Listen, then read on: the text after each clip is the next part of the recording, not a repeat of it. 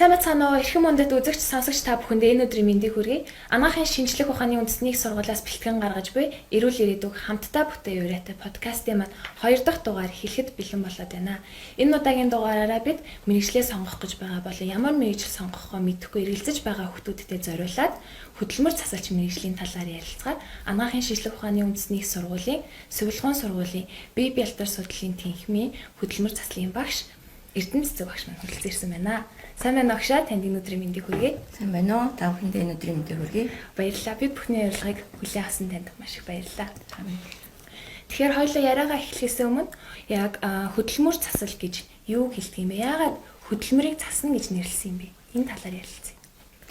За, хөдөлмөр засал гэдэг тухай ярихын тулд энэ мэргэжлийг ойлгохын тулд эхлээд хөдөлмөр гэж юу болохыг мэдэх хэрэгтэй болдог. За, энийг ойлгохын тулд би эргээд өөрөөс чинь асуулт асуух уу? За. Өдөрт ер нь чи юу хийдэг вэ? Одоо жишээ нь өглөө унтж байгаа сэрлээ тийм ээ. Сэрэл нүдэн нээлээ. Тэрнээсээ хойш юу хийсэн тухайгаа ингээд тоочод хэлдэ. За, өглөө ямар ч сан босно, орноосоо босно, дараа нь 0 орно, бие засна, өглөөний ус уун гэл тэгэл дараа нь дасгал хийн, тэгэл тухайн өдөртөө хичээлээ хийн, явна, алхна, гадаа гарна. Тэгэл гэх мэтийн зүйлийг хийдэг тийм. За тийм тэгэхээр өглөө босоод бие засах цайгаа уух. За тэгэл нүрээ бодно гэх мэтлэн. За тэгэл хичээлдээ явна тийм ээ. За хичээлээ тарсныхаа дараа яг найзуудтайгаа одоо нэг газар ордог ч юм уу тийм эсвэл заал авдаг ч юм уу гэх. Хүний хийдэг юм маш олон янз байна тийм ээ. Тэгэхээр энэ хийдэг юм болгон чинь хөдөлмөр заслын хувьд бол хөдөлмөр. Тэгэхээр бид нар энэ хөдөлмөрийг бүтээлч хөдөлмөр буюу одоо ажил хөдөлмөр эсвэл оюутан хүний хувьд сурах хөдөлмөр. Мөн хувийн асаргааны хөдөлмөр. Тэр нөгөө бие засах, цайгаа уух гэх мэтлэн. Тэрнээс гадна чөлөө цагийн хөдөлмөр гэж бас байна. За тэгээд мөн унтах, амрах хүртэл хөдөлмөр засалчийн хувьд бол хөдөлмөр байдаг. Тэгэхээр энэ болгоныгоо ямар нэг шалтгааны улмаас өвчин эмгэг юм уу, осол гэмтлээс ч болдго юм уу тийм ээ. Эсвэл зүгээр өвчин эмгэггүй ч гэсэн өндөр наснасаа болоо тийм ээ. Одоо нас өндөр болохын хэрээр хийж чаддаг юм а чадахгүй болно шүү дээ. За мөн төрөлхийн бас эмгэгтэй төрснөөс болоо ч юм уу. Энэ болгоноо хийж чадахгүй болсон үед хөдөлмөр засалчийн тусламж авдаг. Энэ үед хөдөлмөр засалч тэр хүнд үнэлгээ хийгээд тэгээд эмчилгээгээ хийж тэр хүнийг амьдралдаа оролцох чадвартай, гэрийнхнийхээ тагаах амьдралдаа оролцох, нийгмийн амьдралд оролцох чадвартай болгодог. Ийм мэргэжил. Маш гоё ойлгомжтой тайлбарлаж өглөө. Чи зөв юм байна. Гэхдээ юм хайхвал айн ингэ ингэж явах юм. За, та юм гэж явах. Саманы хаахгүй. Юм яг зэрэг. За. Тэгэхээр та сая хөдөлмөр заслын үнэлгээ, хөдөлмөр заслын эмчилгээ гэж хэлсэн те. Тэгэхээр яг эдгээр маань юу хийдэм бол? За тэгэхээр хүний хийдэг юм гэдэг чинь ерөөсөө хязгааргүй болно шүү дээ тийм ээ. Тийм учраас хөдөлмөр заслын үнэлгээ, эмчилгээ бол маш олон янз байдаг. Тэгэхээр одоо нэг хоёр жишээгээр л тайлбарлая л да тийм ээ. За жишээ нь одоо нэг үйлчлүүлэгч орж ирлээ гэж бод ингээд гаднаас нь харахад усанд ороогүй, усан тослогдсон, ингээд хувцсан бохир тийм ээ. Ийм хүн байлаа гэж бодъё. За энэ хүнийг хараад хүн одоо хөдөлмөр засалж эхний байдлаар ямар үнэлгээ өгөх вэ гэхээр энэ хүнд хувийн асаргааны үйлдэл нь алдагдсан байна да гэж үзгэнэ тийм. За тэгээ тэрэн дээр өшөө гүнзгийрүүлээд үнэлгээ хийгээд асуумж аваад ингээ үнэлгээ хийсний үндсэн дээр тэр ариун цэвэр сахиж чадахгүй байгаагийн шалтгааныг тодруулна. Шалтгаан янз янз байж болно. Тэр хүн ариун цэвэр сахих талаар анханасаа суралцаагүй угаасаа тэгээ явцсан байж болно. Эсвэл ариун цэвэр сахих үйлдэлээ мартдаг болцсон. Ямар нэг өвчин эмгэгийн улмаас ой санаж муудснаас ч юм уу сэтгцийн одоо тэр сэтгэлийн гүн хямралтай болсноос ч юм уу тийм ээ. Гэх мэтлээ ингээд шалтгааныг тодруулаад тэгээд яг нь тэрэндээ уялдуулаад эмчилгээгээ хийдэг. Тэгэхээр анханасаа сураагүй хүнд ямар эмчилгээ хийх вэ? Тэр хүнд тэр чадварыг суулгах, ариун цэвэр сахих, хөвшил зуршлыг суулгах талын эмчилгээ хийх. Тийм. Харин ой санамж нь алдагдсанаасаа болоод байгаа хүн дээр ямар эмчилгээ хийх вэ? Тэр хүнд сануулах, янз бүрийн дохио өгөх юмнуудыг зааж өгнө. Эсвэл хажууд нь хамт амьдардаг хүмүүст тэр хүнд яаж туслахыг зааж өгөх мэтчлэн. За эсвэл өөр нэг жишээ авъя. Асуудал шийдвэрлэх чадварт суралцаагүй ийм хүүхэд ч юм одоо насан туршсан хань ч юм уу ийм хүн байж болно гэж бодъё. За ийм хүн хөдөлмөр засалчийн тусламж авахар ирлээ гэж бодъё. Тэгэхээр энэний эхлээд бас шалтгааныг тодруулна. За шалтгааныг тодруулсан чинь яах нь вэ? Ээж аав нь багаас нь бүх юмыг шийдээ заагаад өгсөн. Юус ээж аавынхаа үгээр л хөдөлдөг болсон юм уу гэдэг. Тийм ээ. Чи энийг хийж болно, энийг хийж болохгүй. Одоо ингэ, одоо тийг. Ингэсээр байгаад тэр хүн асуудал шийдвэрлэх чадваргүй болсон байж. Эннээсээ болоод ажил хөдөлмөр хийж чадахгүй. Ажилд ороод ажлаас гарчдаг тийм ээ. Юм хийж байна. Тэгэхээр энэ хүн дээр хөдөлмөр заслын эмчилгээ ямар юм хийн гэж бодож байна. Асуудал шийдвэрлэх чадвар сурахын тулд жишээ нь тэхийн тулд энэ хүнээр ямар нэгэн үйлдэл юм хийлгэн. Гэхдээ тэр хийж байгаа үйлдэл нь тэр хүнийг бодох өөрөө бодож иж шийдвэр гаргах тийм үйлдэл хийлгэн. Дадал цуулах.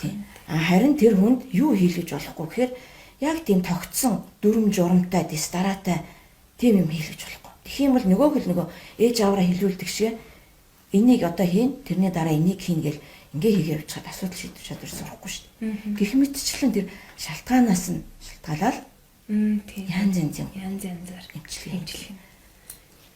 Тэгэхээр Монголд энэ хөдөлмөр засалч мэргэжил маань хизээнээс үсэж хөгжиж ирвэ.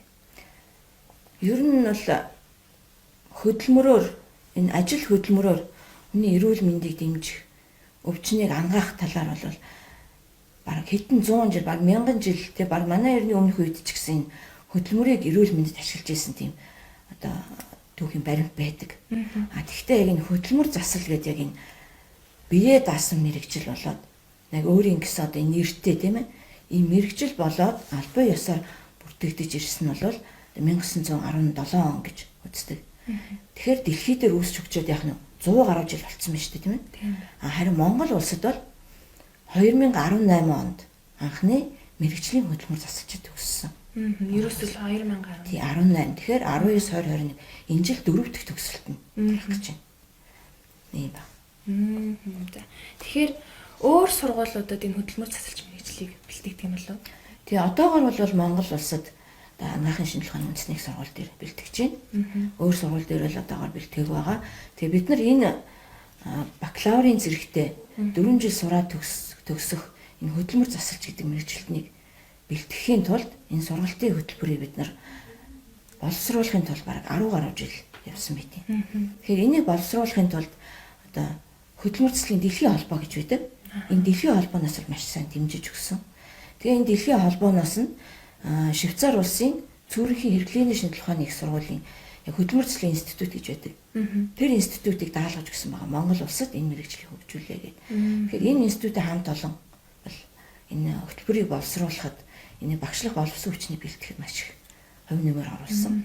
За тэрнээс гадна манай анагаахын шинжилгээ ухааны үндэсний сургуулийн одоо сургуультай маш ойр хамтарч ажилладаг Япон улсын Гумагийн их сургууль гэж байдаг. Хэд хэдэн салбар дээр хамтарч ажилладаг. Тэгэхээр энэ Гумагийн их сургуульч гэсэн бас хөдөлмөр засалчийг бэлтгэх хөтөлбөрийг боловсруулахад маш их одоо хувь нэмэр оруулсан. Тэгэхээр бид нар тэр сургуулиудаас, эдгээр сургуулиудаас хөтөлбөрүүдийг аваад тийм ээ өрн дорн аль альнаас нь хөтөлбөрийг аваад тэгээд Монгол улсынхаа эрүүл мэндийн одоо онцлогт тохируулаад тийм ээ Монгол улсын өвчлөл ямар өвчлөл их байна вэ? Энэтэй тохируулаад мөн Монгол хүний тэр ахуй соёлын онцлогтой тохируулаад тэгээ энэ дундаас нь ингээд энэ бакалаврын зэрэгтээ хөдөлмөр засалч мэргэжилтний бэлтгэх хөтөлбөрийг боловсруулад тэгээд 2013 онд боловсролын ямаар батлуулаад ингээ 14 оныхаа хэсгийг авсан. За тэгвэл яг энэ одоо хүүхдүүд маань энэ мэргэжлэр элсэн суралцахын тулд эсэлтийн ерөнхий шалгалтыг мэдээж өгөн тэ. Энэ талаар. Тийм за эсэлтийн ерөнхий шалгалтанд энэ жил бас арай жоо өөрчлөлт орсон. За юу гэхээр манай энэ мэргэжлэр хөдөлмөр засалт мэргэжлэр элсэн сурахыг хүсэж байгаа хүн бол хим биологоос гадна физик, математик, англи хэл, нийгмийн тухай мэдлэг гэсэн энэ 6 хичээлээс тухайн хүүхэд аль хоёр хичээл дээр нь би илүү өндөр оноо авах гэсэн хоёр хичээлээ сонгоод тэрүүгээрээ өндөр оноо аваад ороод ирэх юм бол энэ Аль аль 6-аас боломжтой гэсэн. 2 хичээлийг сонгож байна. Тэгээд орж ирж болно.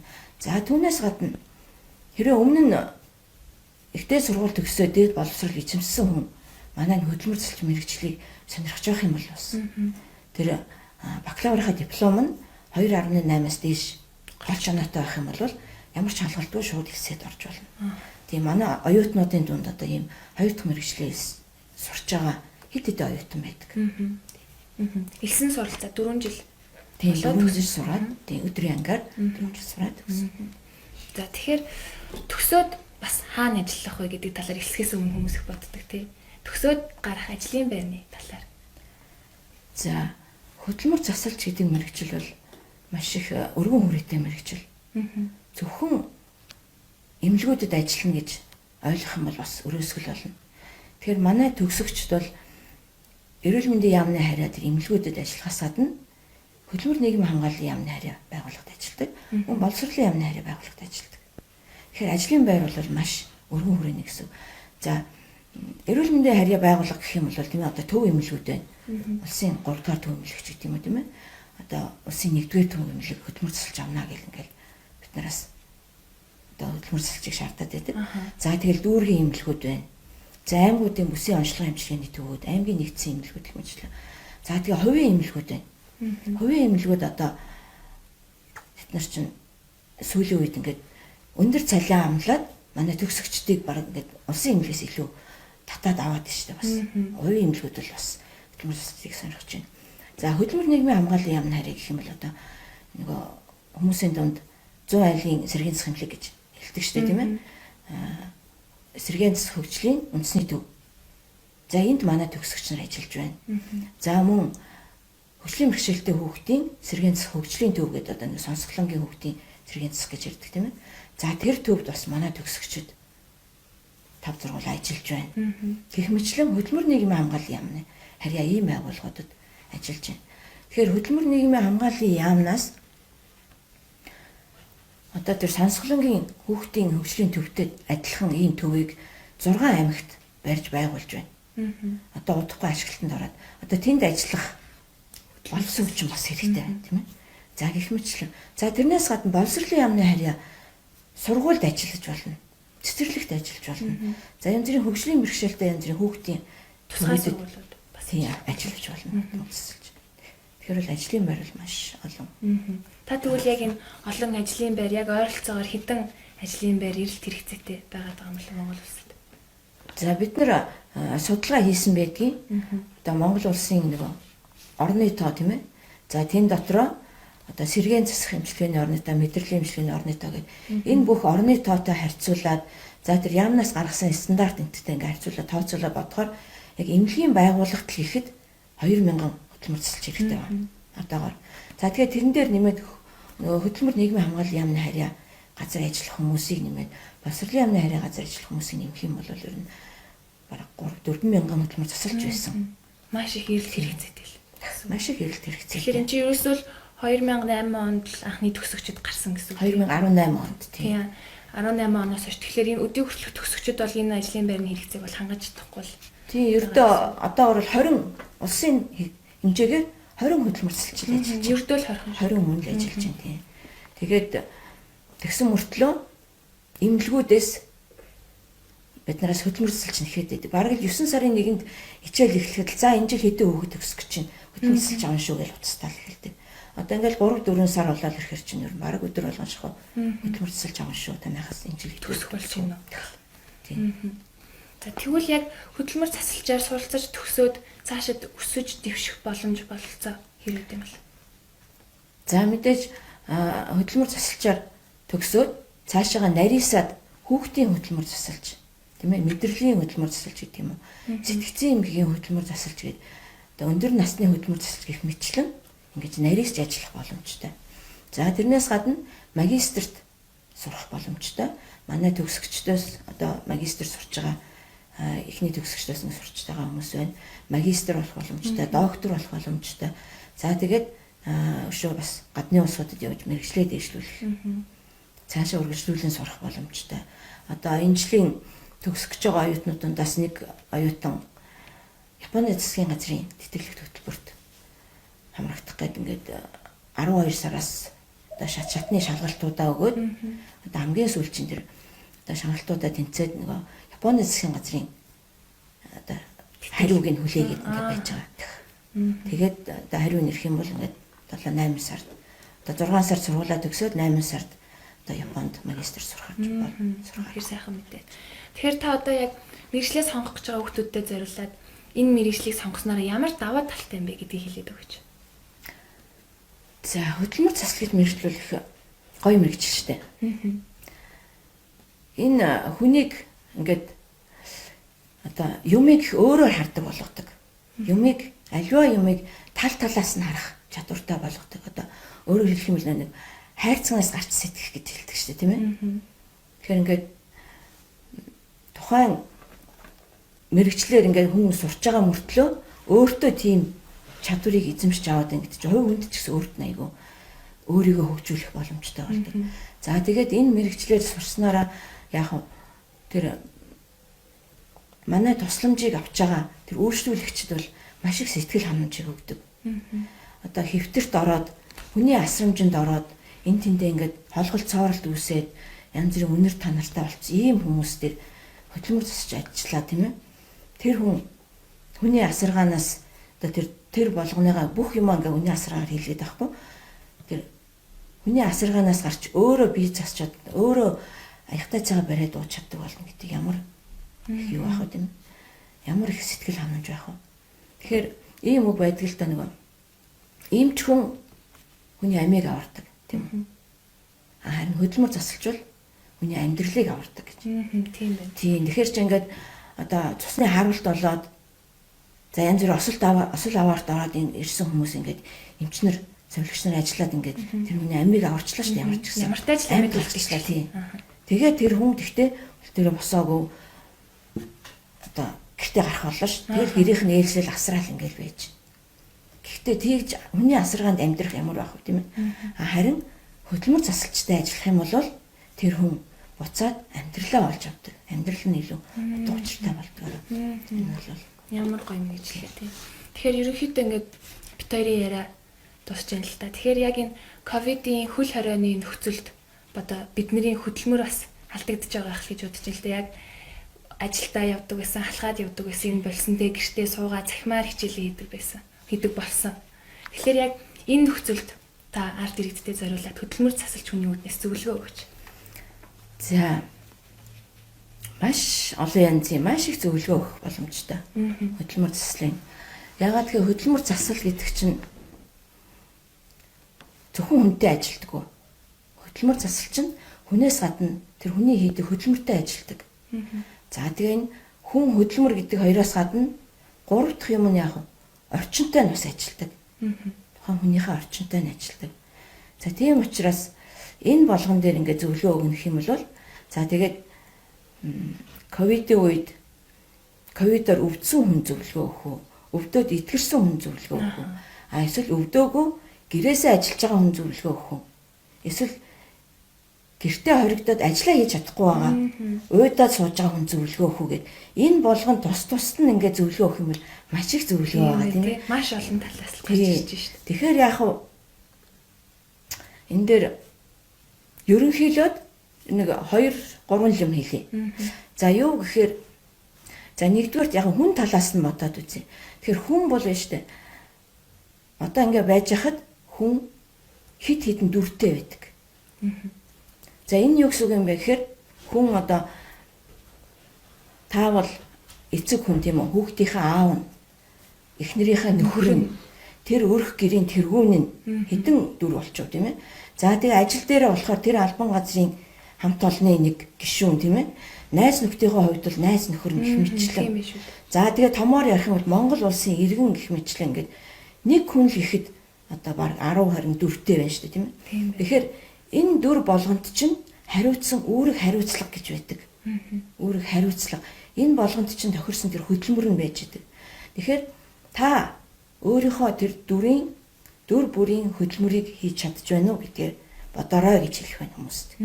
Тийм та яг одоо өөрийнхөө ямар дүртэй байна уу тэр дүр бүрийнхаа үүрэг хариуцлага тэр хөдөлмөрөө хийж чадж байна уу? Хийж байна уу гэдгээ нэгдүгээр тоод. За хоёрдугаар дөрөв бүр эхлэхдээ бид нар хөдөлмөрийн тухай ярьсан шүү дээ тийм ээ. Тэгэхээр тэр хөдөлмөрүүдээ өдөрт хийж байна уу гэдгээ бодох хэрэгтэй. Хувийн асаргааны хөдөлмөрөө хийж байна уу? Тийм ээ. Бүтээмжт хөдөлмөр өнөөдөр та хийв үү? Өнөөдөр би чөлөө цагийн хөдөлмөр хийв үү?